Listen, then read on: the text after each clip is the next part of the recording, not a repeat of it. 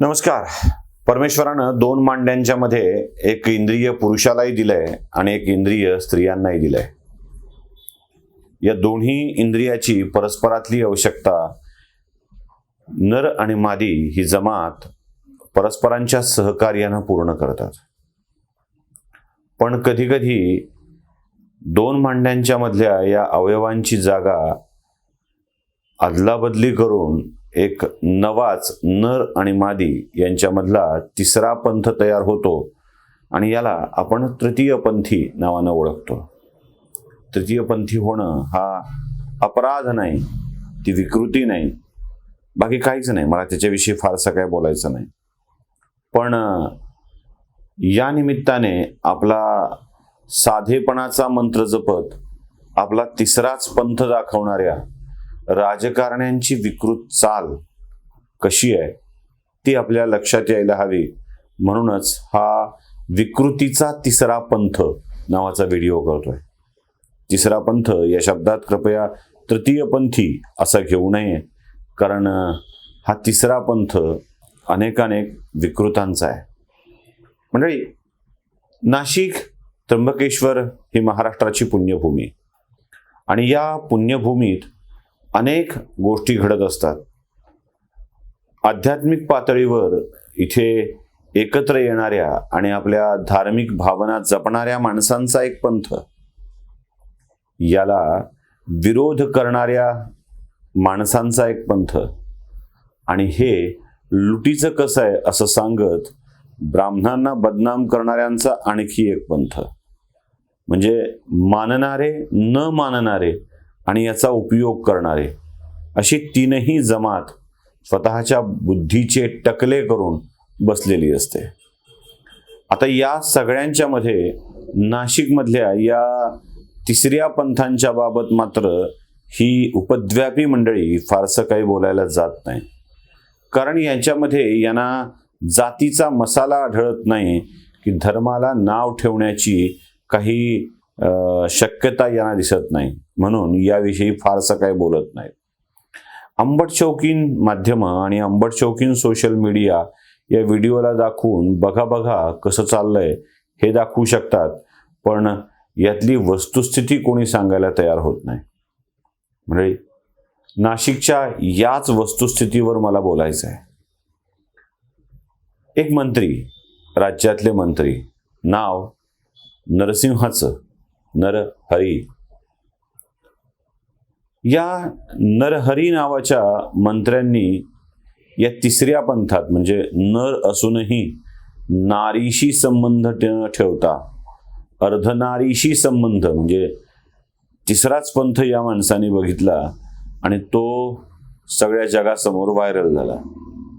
याआधी यांचा PA, यांचा OSD, यांचे PS लाच घेताना पकडल्या गेले.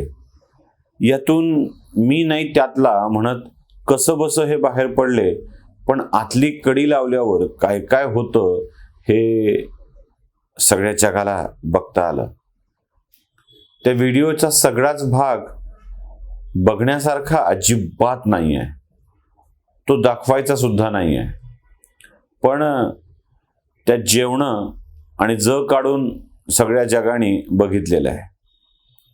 जेवताना सुद्धा सामिष भोजन आणि त्यासोबत थंड थंड बिअरच्या बाटल्या सगळ्या जगाने बघितलेल्या आहे.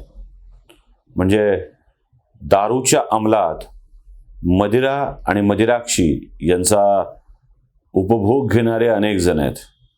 काही मदिरेचा घेतात, काही मदिरेचा न घेता मदिराक्षीचा घेतात.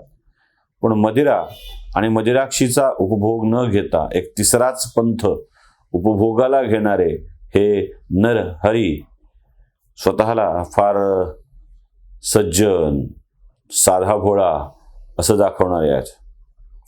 डोक्यावरची टोपी विधान भवनात निवडून आल्यावर जाताना काढणार नाही असं म्हणणारा हा माणूस डोक्यावरची टोपीही काढतो आणि डोक्यावरची टोपी खालच्या डोक्याला लावून अनेक उद्योग सुद्धा करतो. हे आपण बघितलंय.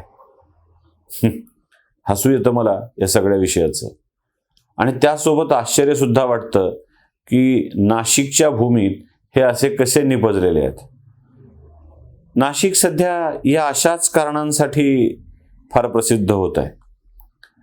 म्हणजे नाशकात ठाण्यातली माणसं जाऊन नाशकात कांड करून येतात आणि त्याची चर्चा अजून कोणीतरी करतं. हे जे स्वतःच या अशा अनेक विषयाला बळी पडलेले आहेत ते अधिकाऱ्यांचं कांड बाहेर काढायचं किंवा ज्यांनी बळी पाडलेलं आहे असे एक नवीन कांड उभं करतात. त्यानंतर ते SSK काहीतरी नावाचं हॉटेल आहे, तिथे काहीतरी वेगळंच घडतंय अशी दबक्या आवाजातली सुद्धा चर्चा सुरू होते. पाठोपाठ या 10वी नापास कॅप्टन कसा असतो माहित नाही मला, त्याचं कांड बाहेर पडतं आणि तिथेही या 2 मांड्यांच्या मधल्या अवयवासोबत खेळायला लावून अनेकांचं शोषण करणारा हा भामटा खरात बाबा पोलिसांच्या ताब्यात येतो. या खरात बाबांना अनेक अधिकाऱ्यांचं संरक्षण आहे असं बोललं जातं. आता यातले पोलीस अधिकारी कुठून तयार झालेत आणि कोण कोण नियुक्त केलेत याबाबतची ही जोरदार चर्चा घडू लागलेली आहे. खरं तर हे पोलीस अधिकारी घडविण्याचं नेटवर्कच ज्यांच्या ताब्यात आहेत त्या माणसांच्याकडून अशा लोकांना संरक्षण दिलं जात होतं हे उघड सत्य आहे. राजकारणातला हा असाच तिसरा पंथ असे अनेक नर हरी असल्याचं दाखवत जे काही लवाड कृत्य करत असतात ना, त्या कृत्याचा हा पर्दाफाश होऊ लागलेला आहे. या निमित्ताने हे जे नाशिकवर बडवेगिरी करणारे, काय म्हणायचं, बडवेगिरी की भडवेगिरी, दोन्ही, म्हणजे जातीला बडवायचं आणि भडवेगिरी करीत बदनाम करायचं, या करणाऱ्या लोकांना हा खरात, हा आत 2 मांड्यांच्या आत झिरपणारा नर कधीतरी कळणार आहे का आणि त्याविषयीची चर्चा होणार आहे का, एवढाच प्रश्न मला विचारायचा आहे. नमस्कार.